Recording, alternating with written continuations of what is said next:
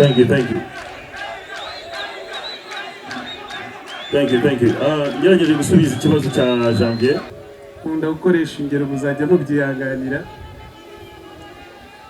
Turi igihugu gitoya gikikijwe n'ibihugu binini bya hatari, ariko kubera ko tuzi abantu turabizi neza ko turi abambere. Bisaba aho dutegurana cyo gitaramo gisa turamuha stage. I'm sorry, ntabwo mbajije team yanjye ariko gisa should deserve to be out there. Yeah. Niba kinasubiza. Ikindi yarabajije nicyo gukorana indirimbo. Nibaza ko mwaba mujyanyayo igihe cyo kuyikora kigeze ntabwo twabarabura. Bruce Melodie avuga ati ntabwo nabaga koko nawe hari ibyo agiye utangaza n'ibintu bigiye bitandukanye byasabye iki kugira ngo muhure uko muri babiri murakoze. Icyambere reka bari gisubiza. Ntabwo abaraperi badufashije twarafatanyije kuko ibyo twabahaye nibyo batari bafite byiyonga ku byo bari bagize. Icya kabiri ntabwo nigeze nanga na rimwe guhereza ukuboko umuntu usabye ubufasha. Urabona ko nta nyubako ireshya, uragira ngo ijyane n'iyi ngiyi. Iyo uri gukora biragenda, iyo habayemo intera sometimes biterwa wenda n'inshingano nyinshi umuntu agenda ahura nazo bitewe n'uko akazi kagenda, ariko Ama G ni umuvandimwe wanjye, nta kibazo na kimwe nigeze ngirana nawe. I'm feeling great to be a part of this event because it's ours. It's our city, it's our country, and it's also add value to my career as well because I might steal some of your fans. It's a historical press conference. It's a dead witness.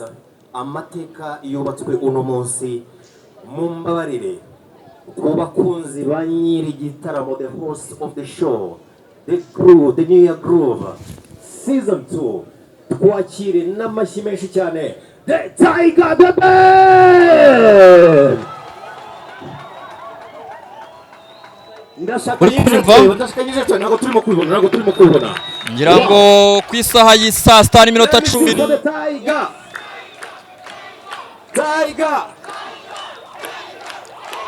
urabona ko amashyi menshi cyane. Habanje kuza uwitwa Muyoboke Alex, niwe ubanje kwasesekara.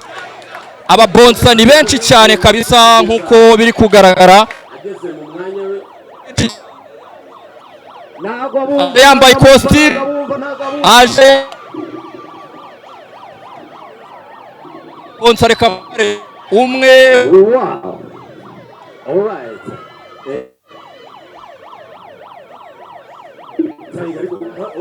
wagira ngo ntibakubonye aba bantu ni bakubwira ngo babwire tumuraho. All right, thank you so much, ladies and gentlemen, the band in the building. Maze kugera hagira ngo kano kanya wabibonye ko akikijwe na Kamitsingi, akikijwe kabisa ubona na Enje, akikijwe na Airtel, akikijwe na Bank of Kigali, akikijwe na Centrica, bose baraha. Now, the band. That is the microphone on your side. Ayambitswe na uwiki na mbere tuguha ikaze ariko twifuza ikaze iwawe.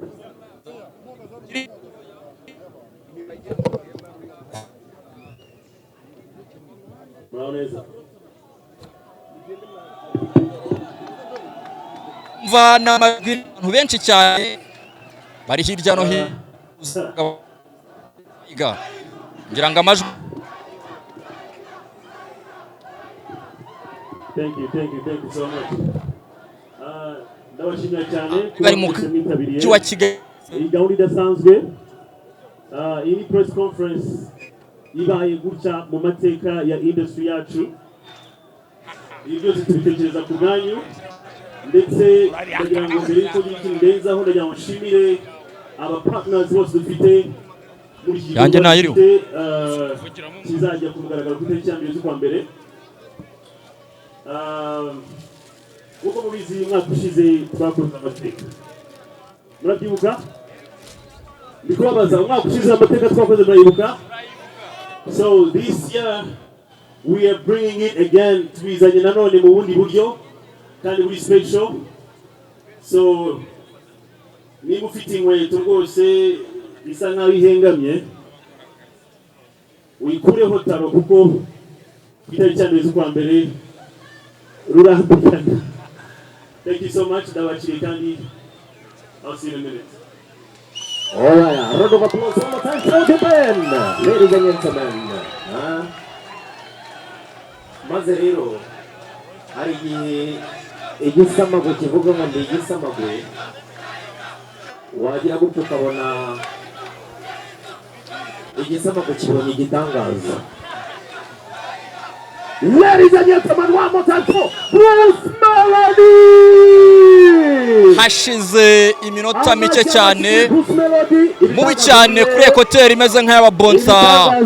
Ababonsa hariya batangiye gushwana mu byo ndimo ndareba hariya mubi arimo arabwira yanta ati buretse igitangaza kize, ati buretse igitangaza kize. Yashyizemo ekoteri wagira ngo ni ba bodyguard ba president, bati wagira ngo ni ba bodyguard ba president. Umutekano wabaye myinshi bavuga ati mwirya nanjye ndindu wanje. Okay.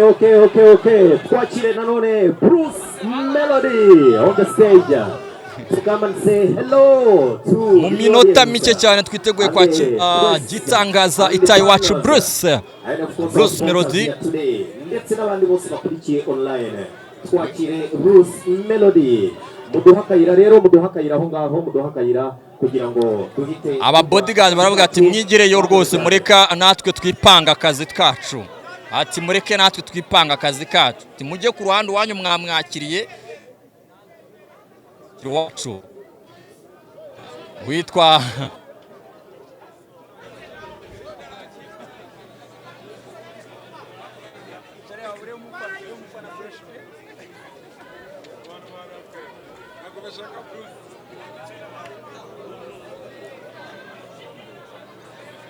mu kanya gahunda iri bukurikire ni ukuvuga ngo nyuma y'ibi turaza kumva abasipatinazi bacu bafite icyo batubwira.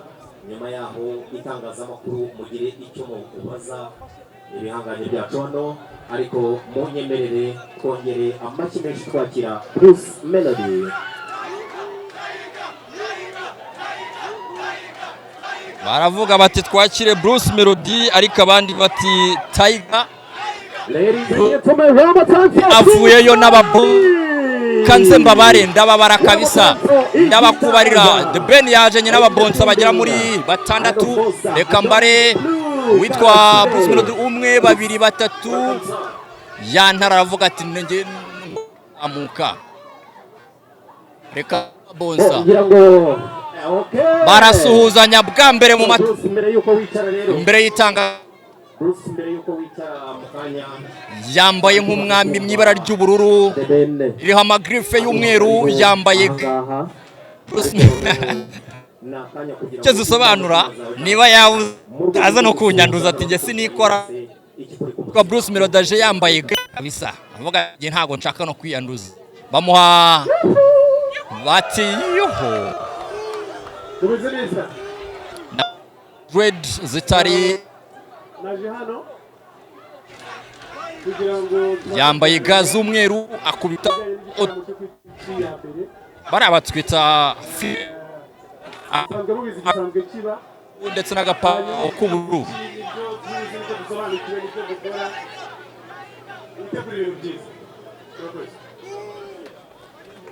Abahanzi bombi rero bakaba bamaze kuhagera saa sita n'iminota 21 zivanwa hano i Rwanda. Kano kanya rero munyemerere kugira ngo tubanze duhe cyangwa dukeze abafatanyabikorwa bacu. Mu by'ukuri reka mpere rero kuri Airtel. John, can you please come along and say something, John? Our main sponsor here, Airtel Internet Icon.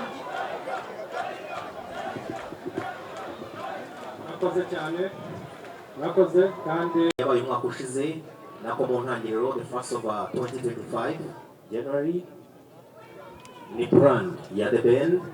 Kano kanya mu magambo magufi Ben, abantu barifuza kumenya what is the Niba groove and what is actually behind that concept of the Niba groove. Thank you.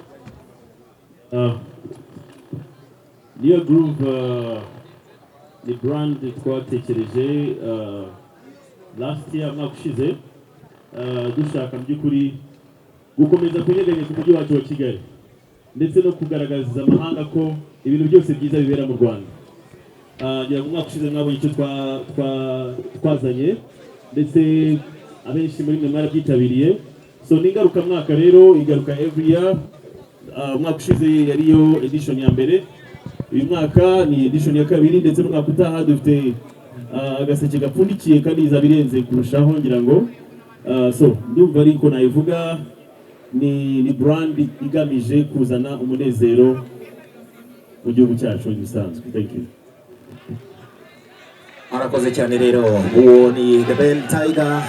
Ladies and gentlemen, reminding you that this is the Ben's concept, this is his identity. Ndavuga the New Year Group. Thank you so much for the partners for being on board as well. Now, ku ruhande rero, niba mubyibuka neza,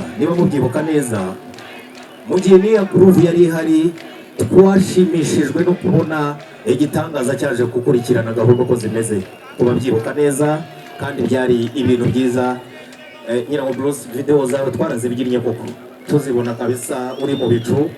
Ariko kuri no nshuro uri muri gahunda muri rusange, ariko ndashaka numve ku mutima wawe kuza muri New Year Group kano kanya no muvandimwe kano kanya, wabyakiriye ute, wabitekereje ute, wateyeho kashe gute, uvuga uti amin ndahari?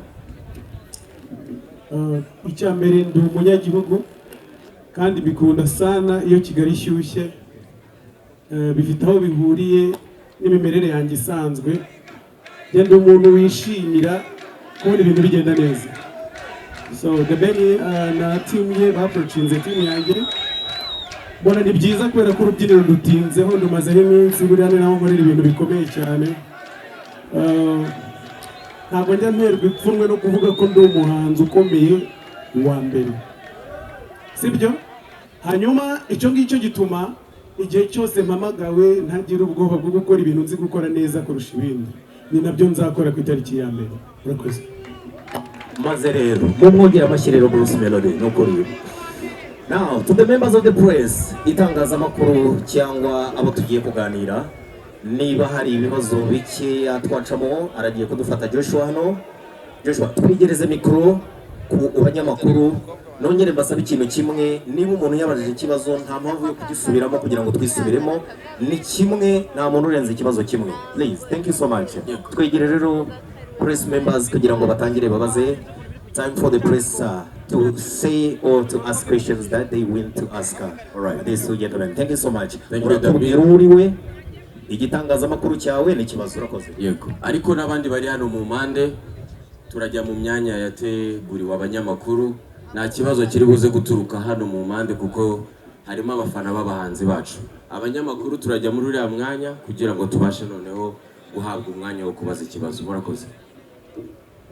Urakoze cyane, ngira ngo n'ubwa mbere tubonye. Urakoze cyane, yitwa Janvier, umunyamakuru nyarwanda. Cyambere bavuga ko ari ugushima kuko n'ubwa mbere tubonye press conference ibereye mu mbuga nk'iyi. Twabwiye press conference ibera mu hotel n'ahandi, ariko umunsi biragaragara ko Tayipi yateguye aduha ibintu byiza cyane. Cyo cyambere niba kireba ibibazo biri byonyine gusa. Cyambere The Ben, umwaka ushize wavuze ko hari amateka adasanzwe uwakoze. Ibi bitaramo kuri kugira ngaruka mwaka urifuza ko n'undi mwaka nawo utaha uretse Bruce uyu munsi tubonye, n'undi mwaka utaha nawo ushobora kuzaduha undi muhanzi wundi muzajyana. Hanyuma kuri Bruce nabonye watangiye ariko nako bimaze igihe ugaragaza ko ari wowe 001. Nukumvikanisha ko ari we muhanzi nimero ya mbere mu gihugu dufite cyane kuko nze no kuvuga mu bitandukanye. Sindi kubaze ngo witeguye gute no concert cyane hakazi kandi kuririmba nkuko bivuga, ahubwo iri atariki stage performance yawe kuri rusange ndavuga ko izabigizwe n'iki. Murakoze. Tugerageze tubaze ikibazo kimwe.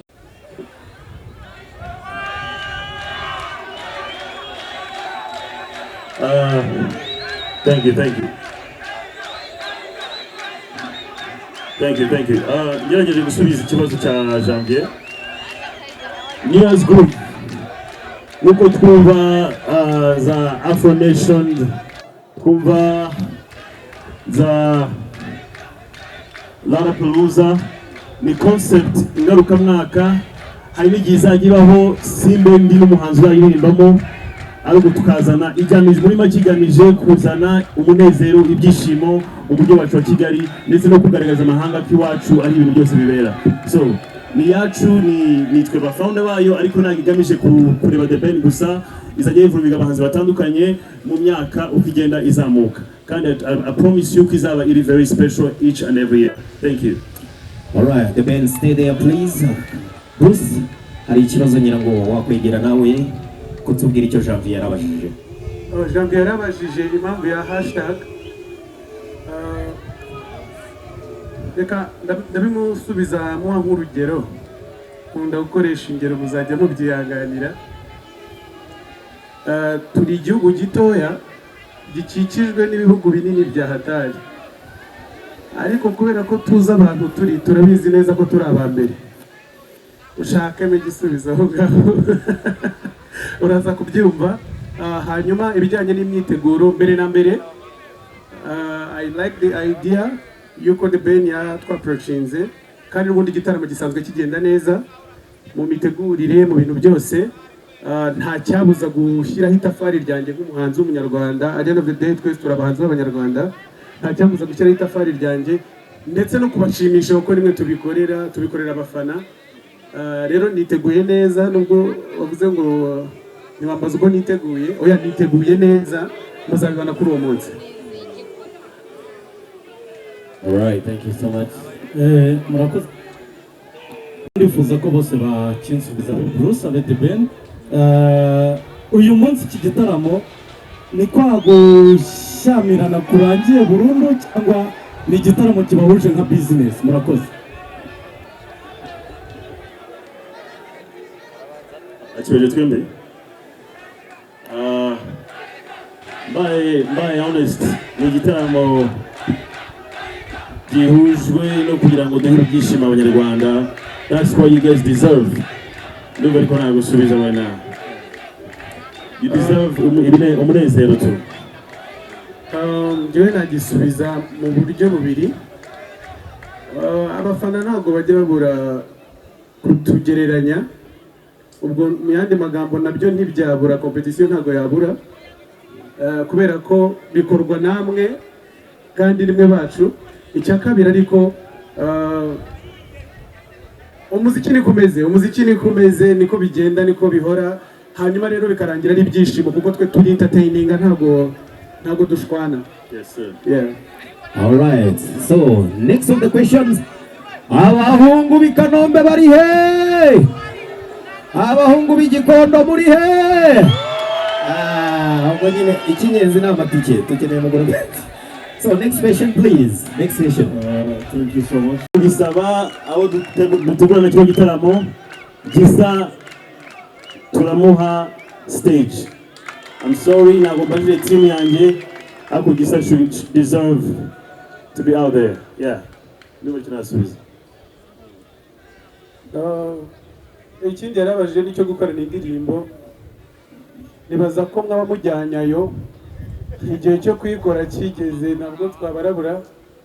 Amakuru yo yabagiye arayanga ngo dufite indirimbo zo gusohora, nta rungu muri bugire. Igihe cyo kuyisora nacyo nikigera ngo tuzababwira, cyangwa se no kuyikora.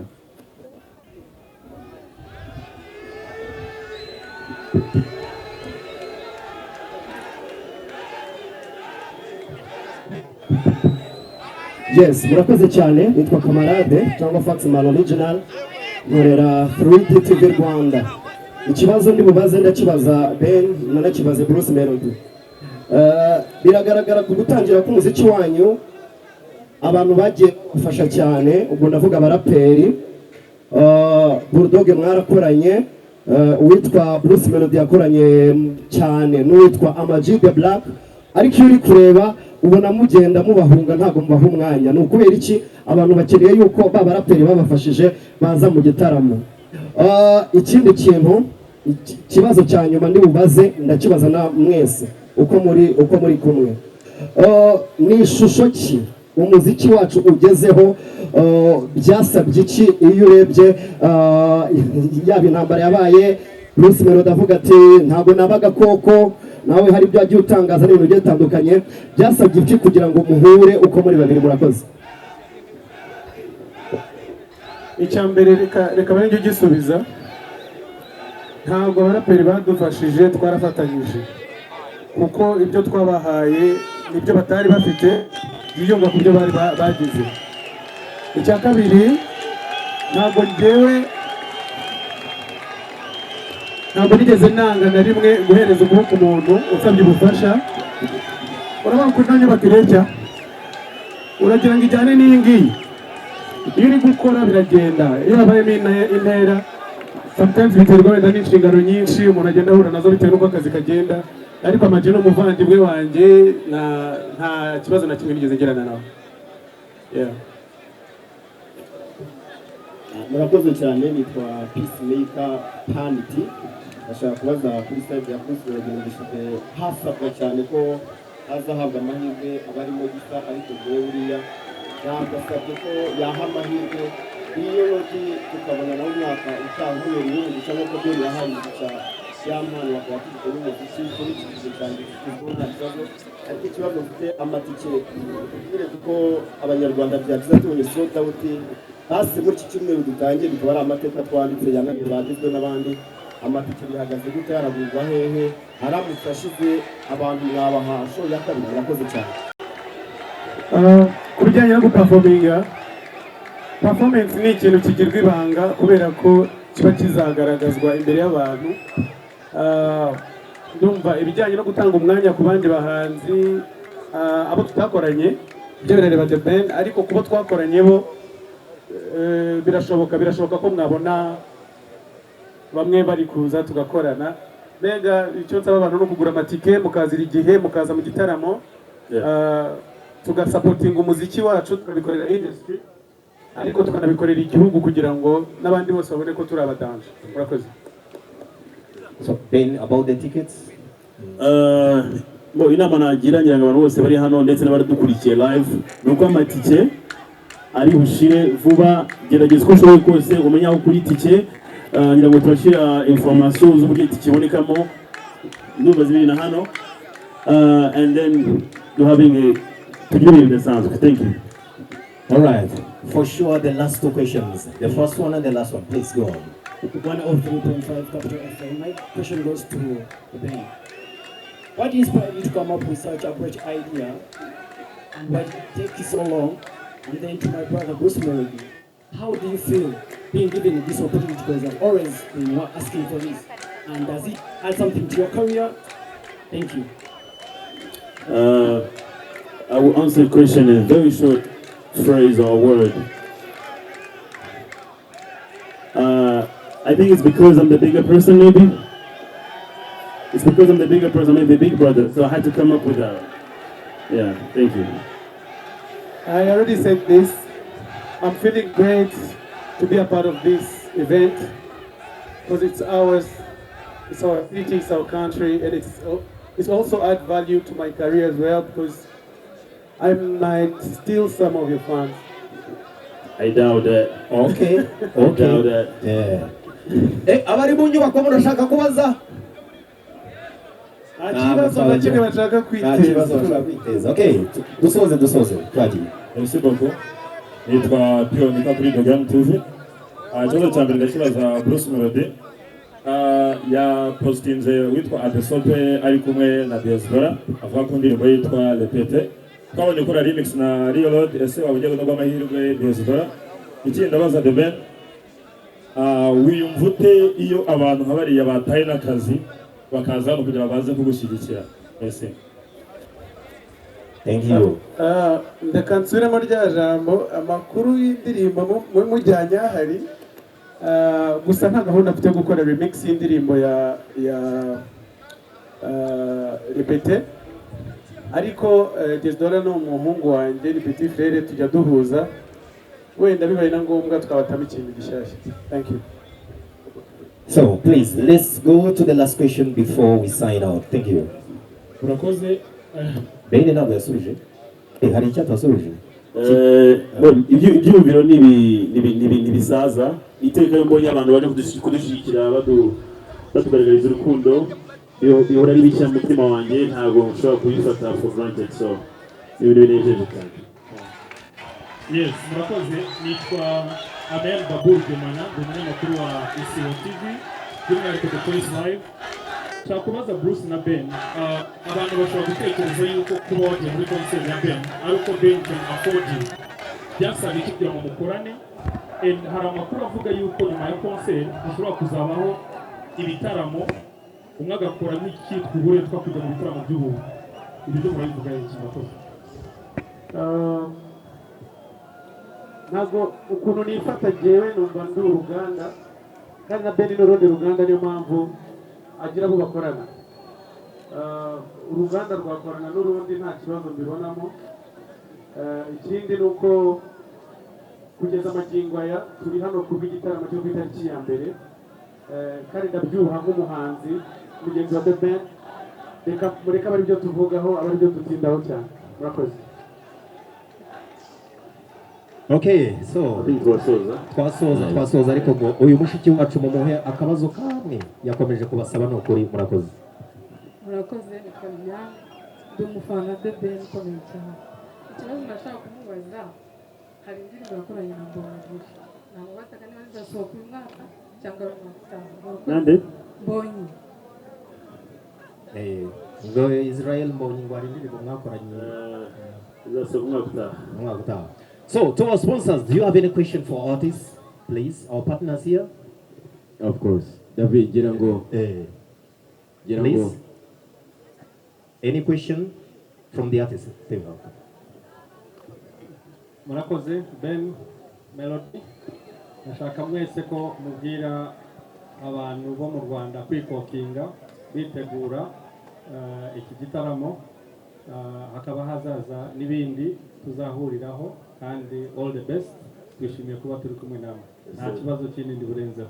Mugura amatike mukoreshe Airtel Money, nta kindi. Right. Airtel Money. Okay, Girango David. Kano kanya rero munyemerere tugana ku musozo w'ino gahunda, tubanze dusabe n'abahanzi bacu basubire mu byicaro bari barushye no kuri, bafate no ku mazi ka mitsingi karaha. Amashyi menshi cyane rero kuri The Ben and Bruce Melodie. Thank you so much. Thank you so much. Yes. Ngira ngo twanashimira abari mu music, abari mu Airtel, Techno, Engine, Bank of Kigali, 155, The Ben Entertainment, Migo ndetse na Uncle's Restaurant kuko baraduherekeje muri urugendo. Ikindi twakongeraho nuko Bralirwa yadusezeranije abantu bari hano by'umwihariko itangazamakuru atagira uwitwa n'icyatuma iyi press conference, turaguma twicaye, agakonje agashyushye uraza kukabona uherereye. Alright, so reka rero kuba partners bacu ngira ngo niba hari uwari ufite ikirimo ku mutima yifuza kongera kugira icyo yabwira abadukurikiranya aha, tunabasaba ko mwatambuka mwegera imbere kugira ngo tunafate ifoto y'urwibutso nziza cyane.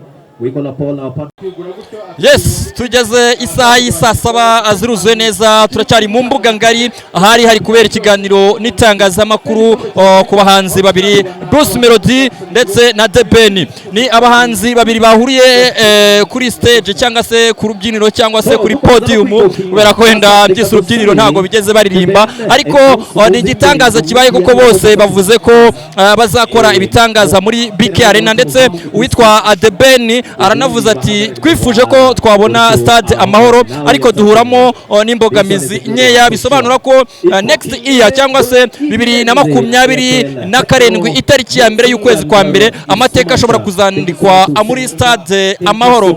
Bisobanuye ko kandi uwitwa The Ben ndetse na Bruce Melodie bakoranye mu biganza, ndetse banerekana ko icyitwa gukompeta cyangwa se amarushanwa cyangwa se uburyo bavugaga ko umwe ashobora kuba atiyumva mundi, bavuze ko ibyo bintu nta byabayeho. Hanakoreshejwe ijambo amakimbirane, ariko Bruce Melodie aryamaganira kure, aravuga ati nta makimbirane nigeze ngirana n'umuntu uwo ari we wese.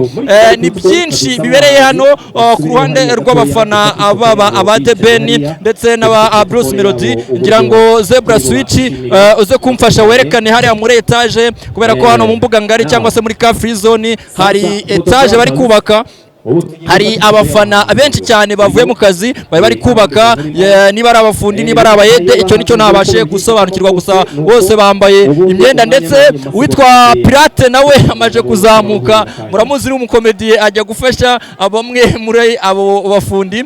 Ariko ikibaye hano gitangaje nuko murabizi ubwo The Ben igitaramo cy'umwaka washize yari yahaye stage uwitwa Impano, kuri ubu rero atangaje ko nawe agomba kuza stage uwitwa Gisa cy'Inganzo, ndetse uwitwa Benovia ngira ngo musanzwe bumuzi nk'umuhanzi n'ubundi akaba n'umwe makoresha imbuga nkoranyambaga cyane, nawe afashe ijambo aravuga ati nanjye mumbabariye naza performinga kuko namaje gufata titre y'umwami wa stage hano mu Rwanda.